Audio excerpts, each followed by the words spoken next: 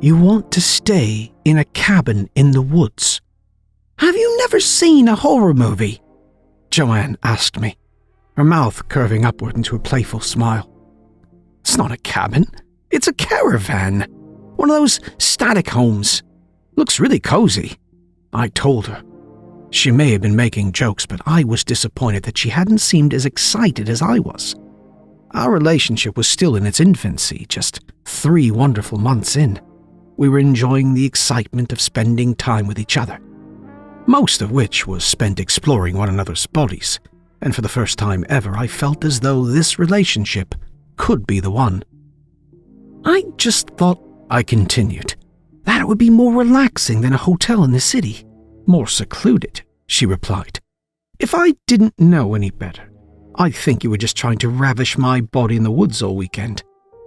Well, I said, grinning. She knew what I planned for us to get up to, and the look in her eyes suggested she was more than happy with that. So, what time Friday? She asked.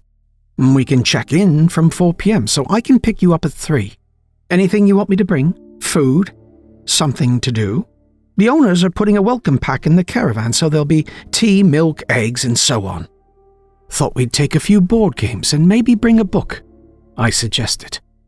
Okay, I'll find a few things to bring. And some alcohol. Of course, I declared. Booze and board games sound great. Joanne kissed me goodbye and left to go home and pack. I reminded her she wouldn't need much, and it was 2 days until we left, but she insisted upon being organized. I knew I'd put off my own packing until an hour before leaving, but there really wasn't going to be much to take. I pulled up outside of Joanne's apartment block just before 3 p.m. on the Friday, as planned. My small suitcase was in the boot of my battered old Ford Fiesta and contained toiletries, change of clothes, bottle of rum, some cola to mix it with, my Kindle, a Monopoly set and a Scrabble set. I honestly couldn't think of anything else to bring aside from the essentials like keys, wallet, phone charger. I pressed the buzzer beneath the number 13 and was granted access without Joanne bothering to ask who was there. You ready? I asked, excited to be going away for a few days. I think so, she stated, taking a final glance around the living room. It's just this bag, she said, nodding towards a small hold-all on the floor. And that shopping bag. I peered inside the shopping bag, spotting some snacks, a bottle of gin, plenty of tonic water. I picked up both her bags while she locked up, and we placed them in the boot of the car alongside my own case, before heading out into the country roads. It's a lovely day, she said, gazing out of the window. She was right. It had stayed warm for what felt like months now, even as we hurtled through October. How far is this place? About an hour, I told her, glancing at the sat-nav.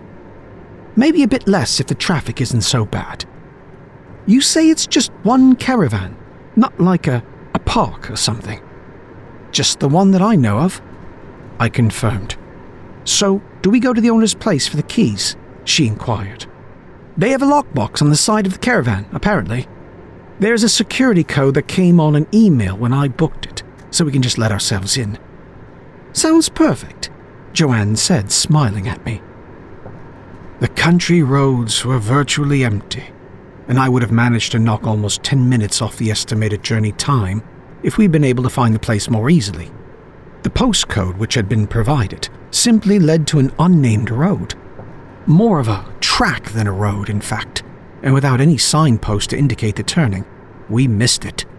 I continued along the road until I reached a roundabout, headed back in the direction the sat-nav was indicating, taking it more slowly. On our left were 3 turnings, only a few meters apart, so we took a guess and turned into the middle one. There! Joanne squealed, startling me a little. I stopped the car, unsure what she had seen, looked across her. There's a sign, but it's not much use down there. She was right. A small wooden board with spray-painted lettering declaring Rural Retreat lie propped against a small bush, with an arrow suggesting we follow the trail. My old Fiesta didn't seem like navigating the huge holes in the ground, and I heard the underside of the car scrape against the earth on more than one occasion. The trail seemed to go on for miles, but we eventually pulled into a clearing, where a much larger expected caravan stood proudly.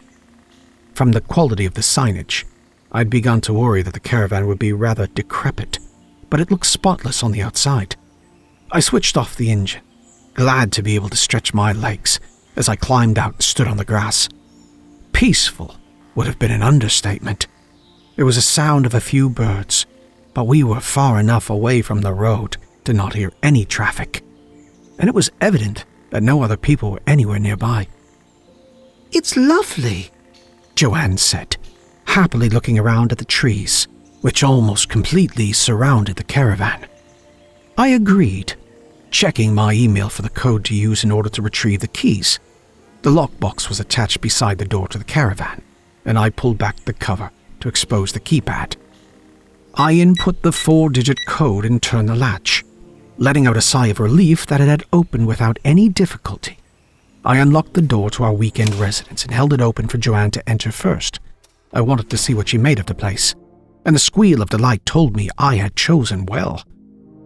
The caravan only had one bedroom, as it was intended as a romantic getaway, rather than for family breaks.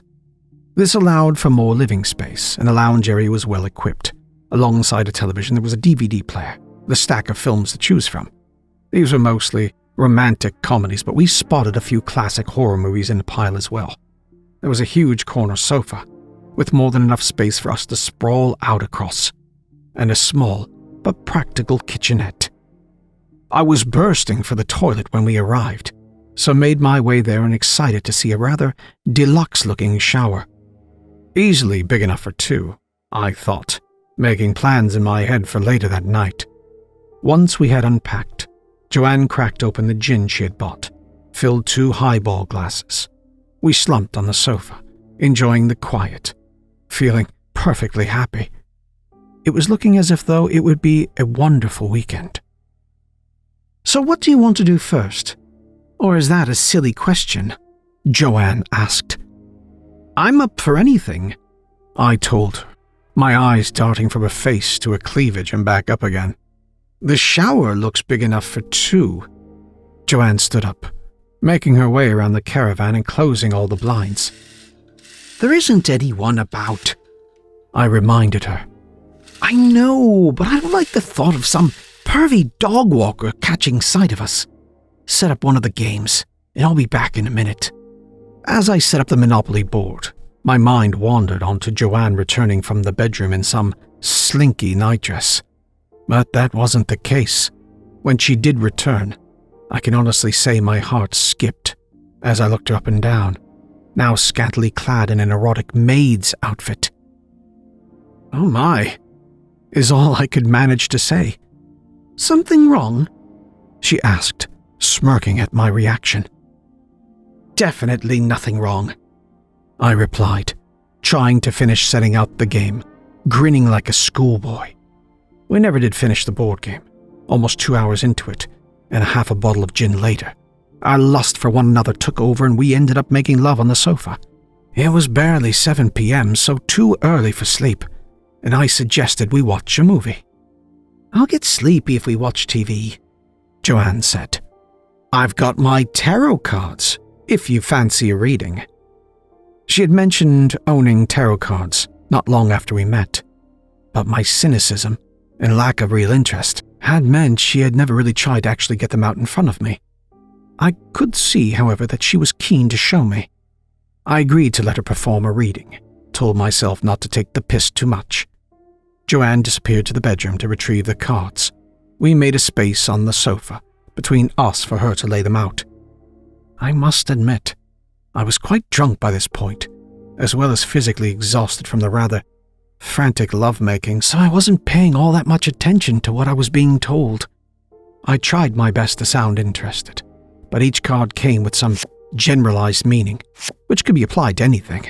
It was only as Joanne turned over the final card, I spotted a worried look on her face. "What is it?" I asked, trying to take her concern seriously. "Nothing," she muttered. "It doesn't matter." You look spooked. I pressed. What did that card mean? Well, you don't believe any of it, so just forget about it, she replied, almost angrily. Hey, I know it's something you're into, so I'm trying to be involved. Am I about to die or something? It is the death card. The 13th trump, I think it's called. But it doesn't actually necessarily mean actual physical death. So what's it mean? I asked, trying to be patient. Well, it can mean death, either your own or someone close to you. But more likely it represents the end of something, she explained. Like what, losing my job? I asked. Maybe. Or the end of a relationship.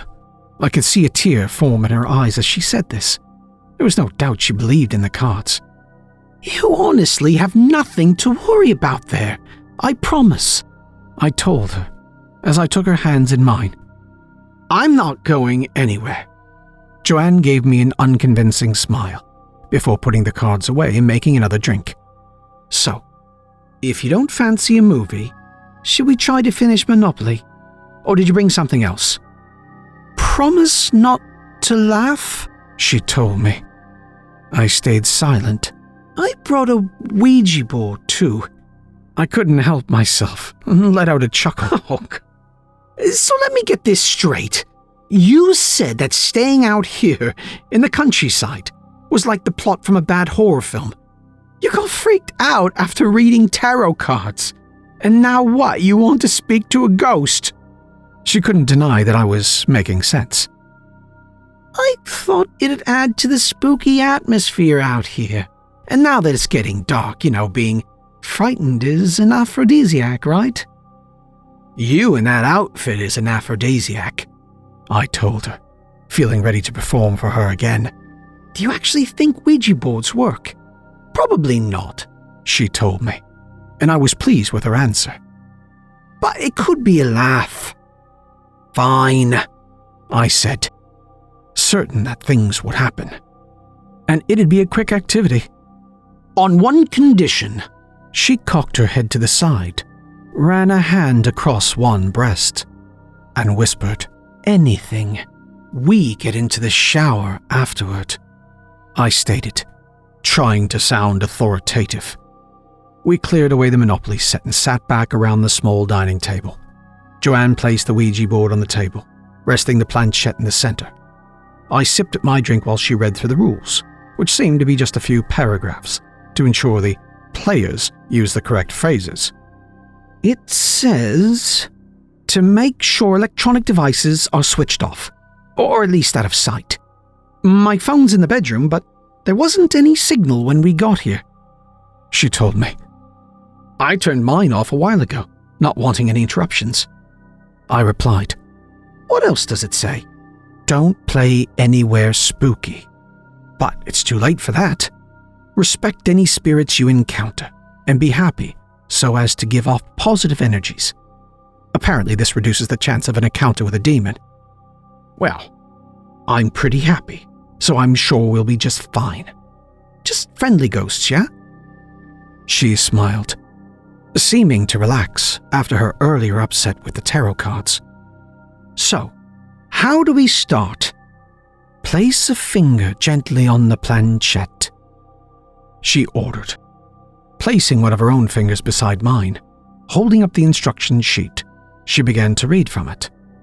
Are there any spirits here who would be willing to talk to us? There was silence. I'll ask again. Are there any spirits here who would like to communicate with us? Oh, we mean you no harm. Again, nothing.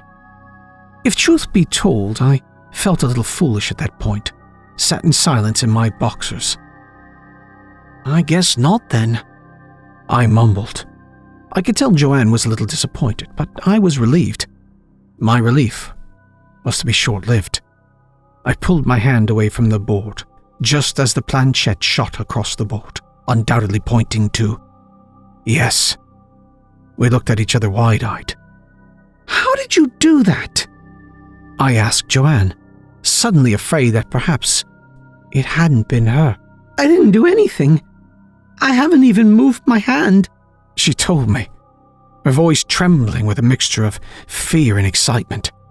Her hand was still hovering over the center of the board. I doubted that she'd been able to move the planchette and get her hand back in place without me noticing. "Yes? What?" I questioned. "Yes? There's a spirit here?"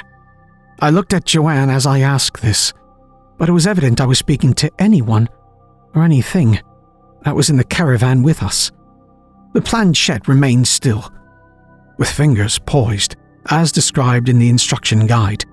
We continued to bombard whatever entity we thought was communicating with us. "Who are you? What's your name? How did you die?" Nothing more happened. We began to doubt what we had seen, and the Ouija board was quickly discarded in favor of some sensual time in the shower. Our evening had culminated in us moving our carnal act from the shower to the bedroom, and once our desires had been satisfied, we had fallen asleep naked in each other's arms. The gin had all gone. We'd made a start on the rum as well. So it wasn't surprising that I woke up in need of the bathroom and a glass of water. I clambered out of bed, checking my watch to see that it was exactly 3 a.m. It was also much colder than I'd expected, and I shivered as I stood. Stepping into the hallway, I fumbled for the light switch, not entirely sure where it was located. When I found it, the light dazzled me, causing my eyes to close briefly. I took a couple of steps forward before trying to reopen them, and then I let out what could only be described as a shriek. Every cupboard, every drawer, every window were open. My initial thought was that we had been burgled, and was briefly retrieved to recall that our phones, what little cash we had with us, had been safely left in the bedroom. Joanne must have been awoken by my cry, startled me when a voice whispered in my ear, asking what was wrong. Her eyes looked over my shoulder, into the living area of the caravan, widening as she took in the scenes of disturbance. Before she could speak, every open door, drawer, window slammed shut at the exact same time. This time we both screamed. Darting back into the bedroom, we threw on clothes, chucked any belongings into our bags. We hadn't spoken any further, but both knew we had to leave quickly. I pulled at the caravan door, finding it locked. Of course it's locked, I thought, remembering that I had locked us in as soon as we had arrived so as not to be disturbed by anyone. But I'm sure I left the key in the lock. The key was nowhere to be seen. I frantically dashed about the caravan in search of it, panic causing my entire body to shake. Without any luck, I was left only with the bathroom to check, but I knew this would be pointless. It was, as I glanced across the tile floor, that Joanne shouted, "I found it!" she called, her voice trembling. I approached her, standing as she was in the center of the living room, gazing at one of the windows. Her face had turned an unnatural shade of grey, and the shaking in her hands had not relented. I looked in the direction that she was staring in, and saw the impossible sight. The key was there, fixed against the window, but on the outside. I approached it, running my hand across the glass to be certain. It was definitely on the outside. Try as I might, the window, which had recently been fully open, now refused to move. There was no choice but to smash the window and make our escape. Taking a frying pan from the kitchenette, I swung as hard as I could, expecting the glass to shatter noisily. I may as well have been using a newspaper for all that good it did. We stood in silence for a moment, terrified, sweating despite the cold hearts thumping in our chests. Then came a sound, almost imperceptible, but definitely there. A gentle squeak, as though something plastic were sliding across a smooth surface. our heads turned towards the small table, shock setting in as we watched the planchette move across the board, slowly, deliberately. My gaze landed upon it as it moved from the letter E, so at first I thought it was spelling out the name Edie. We watched in pure horror as the planchette drifted from one letter to another, becoming faster and faster, repeating that one small word. Die. What have we done? I asked Joanne, now having no doubts about the power of the Ouija board. With determination, she leapt forward, grabbing the sheet of paper which detailed the instructions. There must be a way to stop it, she muttered, her eyes scanning through the rules. Shit, we didn't say goodbye. Goodbye to what? I asked. Nothing had happened. There was no one to say goodbye to. It doesn't matter. It says the most important part is to move the planchette to the goodbye point at the end, even if nothing appears to have happened. And this will end the connection with the spirit. Joanne reached for the planchette, attempting to stop it between the letters I and E, but screamed when her hand came in contact with the small plastic-coated piece. She instinctively put her fingers to her mouth, sucking on the burnt and blistered tips. The planchette continued its horrific movement, and I moved towards Joanne. I held her, our faces buried in one another's shoulders, unwilling to stare at the board any longer. The sound of the planchette moving had reached an unbearable level, and then, seemingly out of nowhere, there was silence.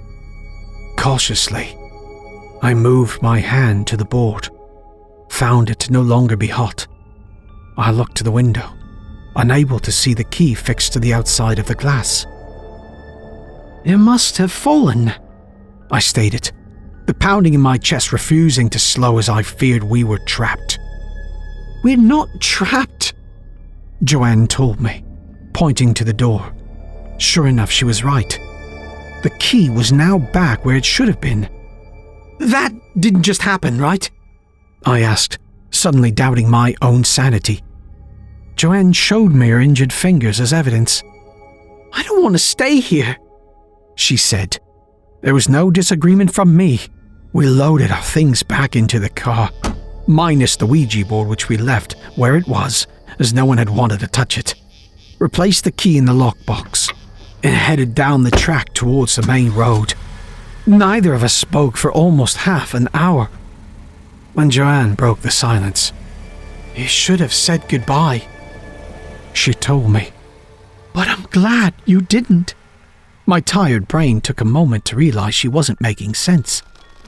I should have said goodbye? And you're glad about what? Glad we went through that? I was almost angry at her. If you had said goodbye, I would have had to leave. But now, I'm free. I took my eyes from the road to look her way, finding her staring at me, grinning. Even through the darkness within the car, I could see something was wrong with her eyes. I had barely a moment to consider this before she had grabbed the wheel and unclipped my seatbelt. The car flew off the road at 60 miles per hour, the tiny Fiesta crumpling as it made contact with a brick wall. And my final memory was a feeling of weightlessness as I was launched through the windshield to my death.